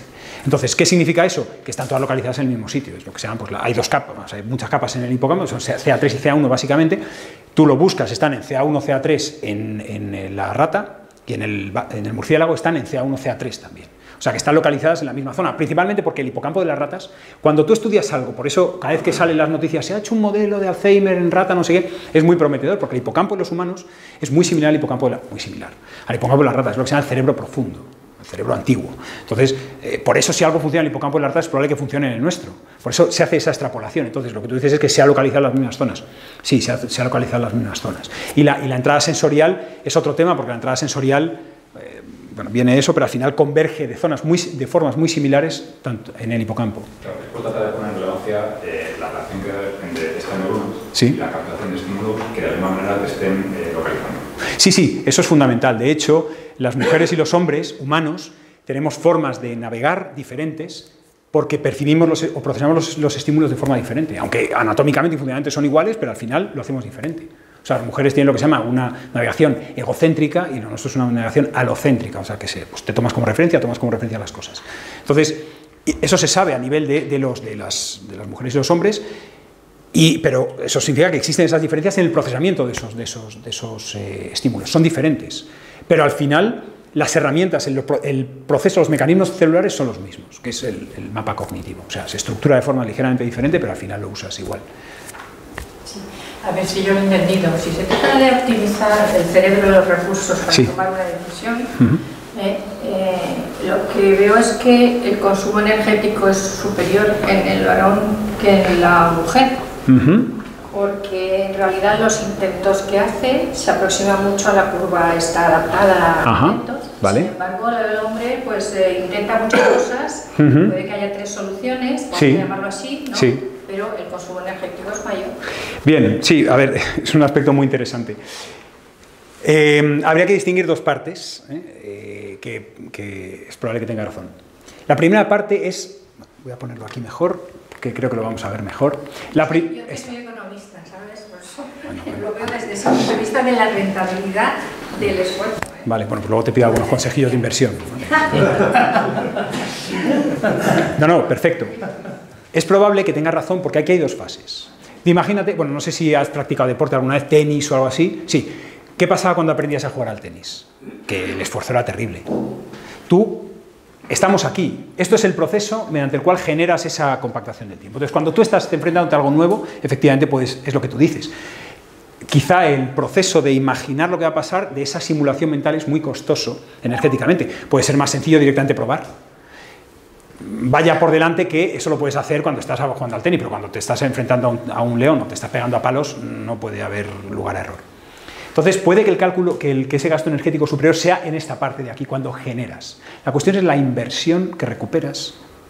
O sea, la inversión, los réditos que recuperas tras esa inversión. Inviertes mucho, pero joder, es que te has formado aquí un almacén de situaciones bastante fetén. De manera que cuando te vuelvas a enfrentar con ello, por ejemplo, estás jugando al tenis, al principio, joder, cuesta no sé qué, pero cuando ya tenga que aquí me tira una volea desde allí y yo hago así, no tengo que imaginarlo ni hacerlo, simplemente voy a mi memoria, lo saco y lo hago. ¡Pap! Inversión 0. Porque no estás procesando el tiempo. Entonces aquí estás procesando el tiempo, costosísimo, pero una vez que ya lo tienes hecho, no hay tiempo, solo hay espacio. Así que has invertido, pero has ganado mucho. Es por eso por lo que cuando se repite una acción, son patrones. La percepción interna de tiempo es que va mucho más rápido. Por ejemplo, si vas de un sitio por primera vez, parece que tardas mucho, pero la segunda, la tercera, la cuarta ya es por eso. A ver, sí, no. A ver, nosotros ese proceso del que hablas, que es una repetición mental, puede que tenga que ver con, también retomando un poquito el lenguaje que acabas de decir, de patrones. Es decir, algo se hace familiar y por lo tanto las cosas, o sea, el cerebro funciona por patrones. Cuando patronificas algo, significa que lo puedes recuperar mejor. Estos son patrones, esto tú lo has patronificado, palabra que me acabo de inventar, y lo puedes recuperar mejor. Cuando algo te es familiar, digamos que tu cerebro lo ha convertido en patrones y por lo tanto su recuperación, la recuperación de toda esa estructura es más rápida. Entonces eso estaría en esta parte de aquí. Es decir, cuando yo aprendo algo, en realidad no, si yo estoy jugando al tenis, pam, pam, pam, pam, no directamente lo hago y luego lo almaceno, sino que lo tengo que refinar un montón de veces. Y cada vez que lo refino, el tiempo, digamos que se va haciendo más breve, porque todo eso, mi cerebro lo procesa más rápidamente. Procesas menos detalles, te vas más a donde tienes que irte, pues ese tipo de mecanismos. Entonces, ahí estaría lo que tú comentas. Cuanto más imagino una cosa, más familiar se me vuelve y más rápido la proceso. Esto estaría dentro de toda esta parte, que sería básicamente esta de aquí. Este proceso. Este proceso, cuanto más repites jugar al tenis o andar entre gente, más rápido lo haces, hasta que al final te quedas con una solución estable, que es esta. Una vez que la tienes, pum, la almacenas, ya es la buena. Entonces, en ese proceso estaría el mecanismo que tú dices, de aceleración del tiempo. ¿Vale? Cuando hablas de tiempo, todo el tiempo has ligado el tiempo al espacio. Sí. En una situación en que estés inmóvil, con los ojos cerrados, sentado en una butaca en la cama, sí, tienes percepción de tiempo y no hay percepción de cambio espacial. Sí. ¿Cómo explicas ese tiempo si la rata no va de una mancha a otra? Vale. ¿Tú sabes lo que son los tanques de privación sensorial? Pues son básicamente máquinas de volverte loco. Si tú no tienes una percepción, tus sentidos se apagan, tu cerebro se vuelve loco porque no tiene una forma de percibir el tiempo. Cuando tú estás quieto en una habitación, puedes percibir el tiempo, aunque sea, por ejemplo, por el parpadeo. El parpadeo puede ser un reloj interno. Parpadeas a la misma velocidad y sabes que va a pasar el tiempo. El corazón, por ejemplo. Tú te metes en un tanque de privación sensorial y el tiempo pierde su enlace con el espacio. Entonces, pero también hay otra cosa, es que ¿cuánta gente aguanta sentada en una habitación sin hacer nada? En realidad, la privación de esos estímulos, al menos bajo mi perspectiva, tiene que tener un impacto importante a nivel mecanístico, a nivel neuronal en el cerebro. Porque efectivamente tu cuerpo, tu cerebro está pidiendo que el tiempo lo regules de alguna manera. Normalmente lo hacemos mediante el espacio. Las ratas, por ejemplo, una rata no se está quieta jamás. Una rata está quieta solo cuando se muere. El resto del tiempo está haciendo cosas. Nosotros somos el único animal que por gusto nos quedamos parados y no lo hacemos mucho tiempo. Entonces, realmente cómo se imbrica el tiempo y el espacio es una cosa muy profunda, más allá de lo que yo he comentado. Entonces, está relacionado también con esto. O sea, de hecho, esto que veis aquí, el offline learning, es imaginar. Si tú haces algo y te quedas parado, tu cerebro no deja de imaginar cosas. O sea, tú no dejas de vivir en ti. Vamos, la gente que tiene... ¿Hay salchichas sentimentales? Habría que preguntarle a Oscar Mayer, pero yo, hasta donde yo llego... Sí, te entiendo. Porque hay una dificultad para atravesar cuando te enfrentas con, en mi caso, con mi mujer, qué es lo que me puede molestar o no. Entonces, puedo o no compactar, ir por un sitio o por otro. Estoy compactando también. Sí, bueno, permitidme que me siente. Mejor. Esto parece Club de la Comedia. Yo me voy a poner de pie en un momentito, no pasa nada. A ver, perfectamente. Cuando en... Esto fue en el 2008, en el 2009. Es importante, sabemos que es importante el tiempo y la relación con el entorno. Exacto. La relación muchas veces es física, pero más es espiritual que física. Sí, completamente de acuerdo. Incluso con el león. Interpretaciones más. Sí. ¿El león te come o te ama? No hay término medio. A eso me refiero. La interpretación espiritual. Sí. Cuando desarrollé esta teoría, fue en el 2009, en el contexto de un proyecto europeo, cuando se la presenté a los responsables del proyecto y tal, lo hice precisamente en esos términos. O sea, la teoría desde su nacimiento la intenté presentar como que servía para navegar en el espacio, pero también para navegar en nuestro mundo. Es decir, yo puedo compactar el tiempo para caminar por aquí, ¿vale? Y esto es mi espacio físico, pero yo podría trabajar en un espacio de la realidad, por ejemplo. Yo podría imaginar que mañana me voy, pues no sé, voy a ir a ver a mis padres. Entonces, no es un espacio en realidad, es un espacio como causal, como de relaciones. Entonces voy a encontrarme con mi madre, con mi padre, vamos a hablar, no sé qué. Entonces todo eso, al final, o al menos bajo mi punto de vista, debe tener también una compactación del tiempo en un espacio completamente diferente. Es decir, esto solo es rascar la superficie. Pero eso que dices de las salchichas sentimentales es efectivamente el contexto en el que planteé originalmente, no el contexto, en este también, pero que era una visión general, una visión un poco holística de cómo entendemos la realidad, a nivel espacial y más allá. O sea que sí, bajo mi punto de vista es completamente lo cierto. No, simplemente hacer la observación de que en un contexto en el que está privado de los sentidos, sí. Los animales, como se llaman, superiores, sí. siempre van a tener una referencia temporal por el latido del corazón. Y no sé si una referencia espacial, pero al menos sería la posición por el caracol. Cualquier boca abajo sabe que está boca abajo. O al menos a distinguir que en una posición está boca abajo y está boca arriba.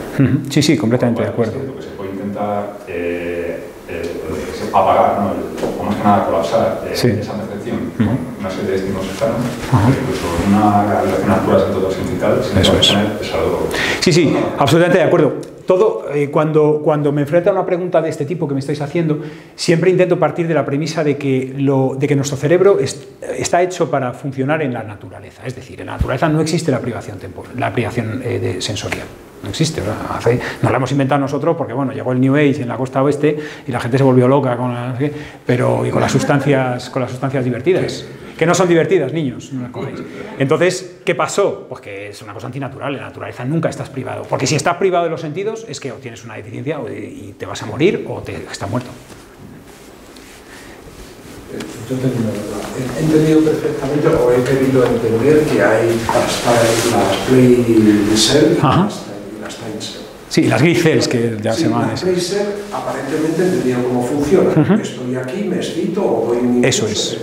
Vuelvo a estar. Funcionan algo así como me pongo en marcha en un momento.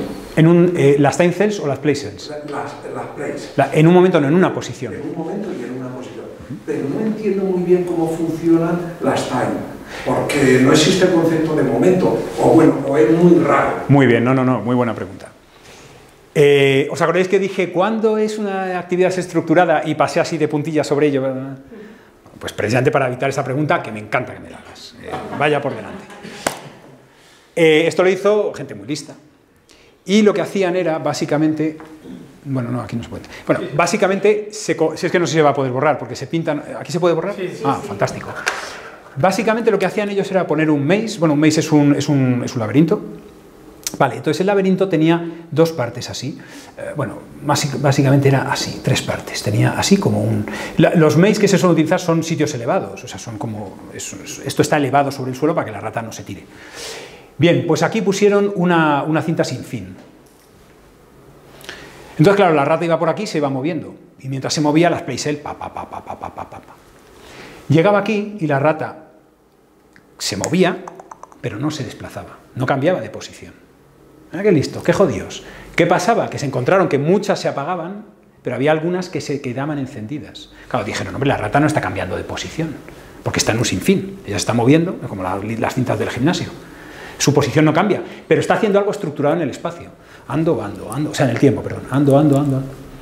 Había algunas que se apagaban y otras se quedaban encendidas. Esas eran las time cells, que miden el paso del tiempo.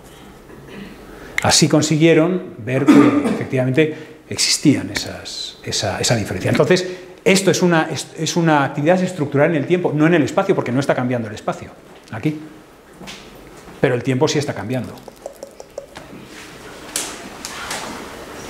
Justo el mecanismo que comentabas y una de las emocionales sí. Me ha dado, claro, que esto es toda la parte bonita, pero como todo proceso, toda personalidad tiene la cara de turno, y estaría la parte de los sesgos, ¿no? Que esto generaría toda la parte de un almacenamiento de una salchicha emocional, sí. Igual te hace relacionarte con una serie de personas, una serie de maneras, ¿no? que dijéramos que te hace proclive a pensar de una manera cuando la situación en parte puede ser distinta. No sé si... Sí, creo que te entiendo. Vale, creo que te entiendo. Bien. Te vas con una prioridad. Claro, sí.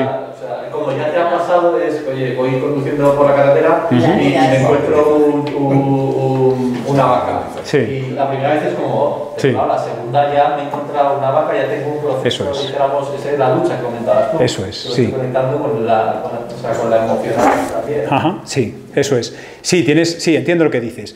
O sea, te refieres a que... Si tienes el lado oscuro, es la pregunta de... Sí, que una vez que coges esto... que luego usan los políticos y los demás, ya por meter una arena.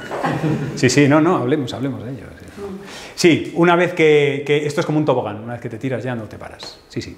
Vale. Esto está relacionado con los prejuicios, ¿no? Los prejuicios, esos prejuicios tan malosos, esos prejuicios, gracias a los prejuicios estamos aquí. Lo que pasa es que los prejuicios se han sacado de su contexto. Es decir, yo veo a alguien rubio y cuando era pequeñito un compañero rubio me pegó una paliza y cada vez que veo un rubio salgo corriendo. Bueno, pues no lo puedo evitar, estoy aquí, ¿no? Esto de aquí es un proceso muy complejo, enormemente complejo. ¿Qué significa complejo? Que para llegar aquí tú tienes que tener una entrada sensorial que tu cerebro diga, vale, que estás ahí, que no sé qué tal, y estar preparado para ello.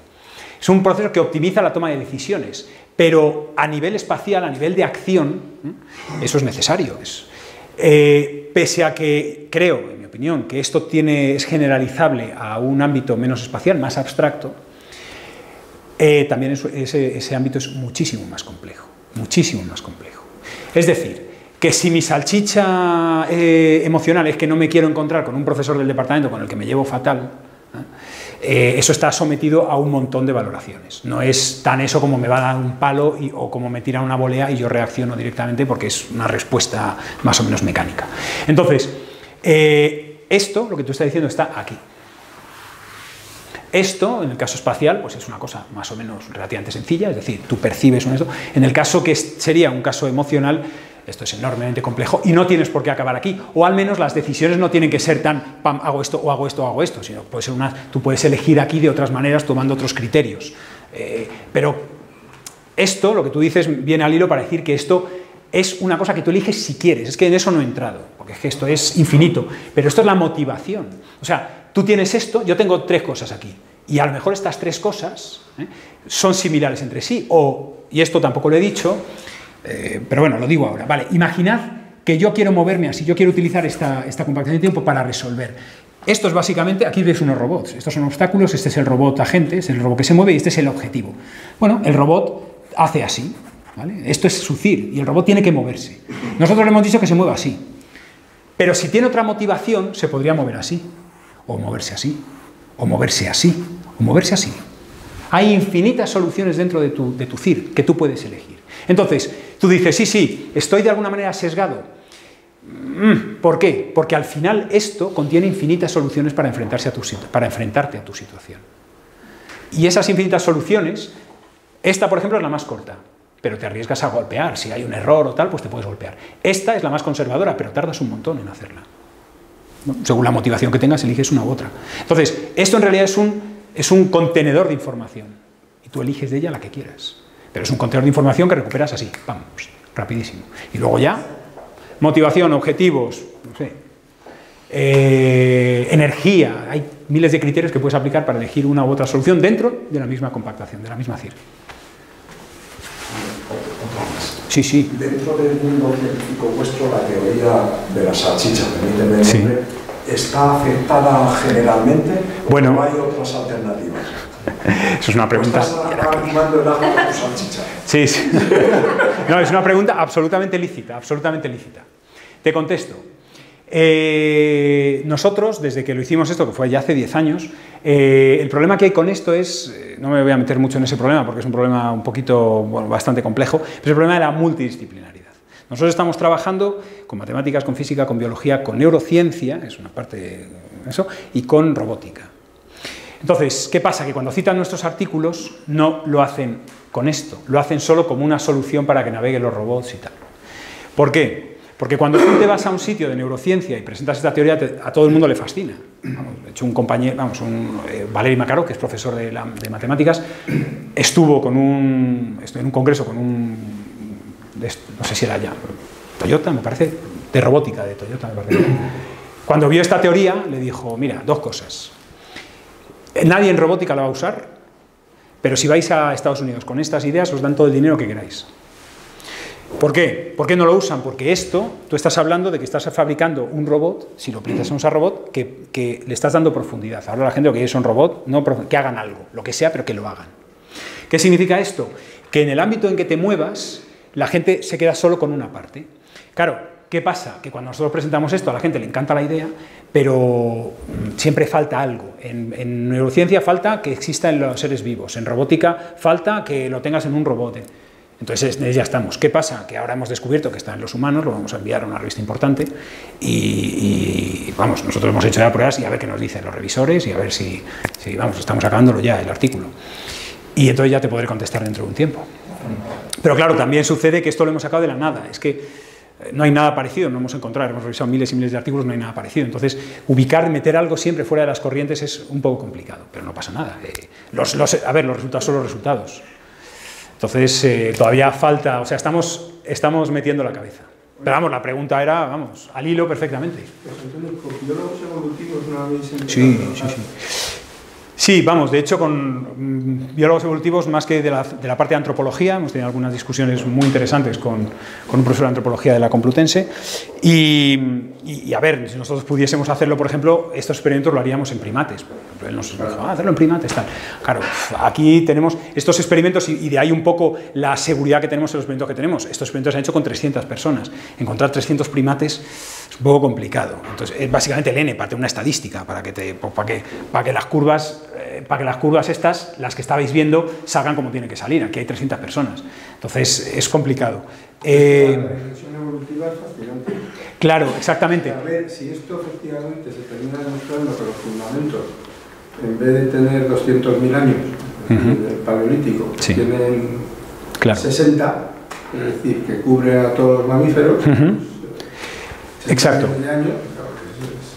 Es que eso es lo que estamos haciendo. Estamos colaborando con un grupo de la República Checa que precisamente trabaja en place cells en entornos dinámicos, o sea que nos va al hilo. Y vamos, están trabajando porque les ha encantado la idea. Y entonces lo que queremos ver es si existen ratas. Porque todo esto de los mapas cognitivos está hecho en ratas, en roedores. Entonces, si existen ratas, en ratas es... a ver, si no existen ratas no pasa nada, porque las ratas son básicamente presas, entonces no son tanto predadores, ¿no? Como predadores son un poco limitados, pero creemos que debe existir. Entonces ahí ya cubriría todo, tendrías un extremo del tema evolutivo y el otro extremo en los hombres. Entonces en ello estamos, si no, pues si consiguiésemos con la rata ya... ¿Cuánto tiempo lleváis intentando vender la idea? Pues ya te digo, esto empecé en el 2009. O sea, 10 años ya. Está bien, porque decía que eran 15 años, yo llevo 4. No, la verdad es que esperamos que el punto de inflexión sea los resultados con humanos. Pero claro, una vez que ya sabes que le dices a la gente que existe, pues ya. Parece que en los espacios físicos es muy evidente que esas salchichas eso es de éxito cero, entiendo, ¿no? Ajá, sí. Pues es muy evidente, pero en los espacios emocionales, estos espacios, sí, ¿no? Son muy interpretativos. Ah, por supuesto. Con lo cual no es éxito cero, es interpretación de éxito cero. Exacto, sí, sí, sí. De hecho, en los espacios físicos también puedes dar una interpretación en términos de probabilidad, por ejemplo. O sea, yo sé que el coche hace así, pero el mismo el coche tiene cierta probabilidad de hacer así o de hacer así. Entonces, en realidad sale ahí, sí, sí, efectivamente. No, todo esto tiene, o sea, esto solo es la punta del iceberg. Todo esto puedes tirar de ahí, porque un artículo que acabamos de hacer ahora es que estas representaciones también pueden representar intenciones. O sea, en esas nubes que habéis visto, en esas salchichas, en realidad las salchichas aparecen coloreadas. Porque cada punto supone una estrategia y una estrategia supone una intención. Que lo hemos hecho, es un modelo, pero lo hemos hecho con esgrima. Entonces lo hemos aplicado al esgrima para que se vea que esa representación va más allá de... O sea, tiene un nivel cognitivo nuevo. Y bueno, pues esto es todo. Muchas gracias. Bueno, gracias a vosotros.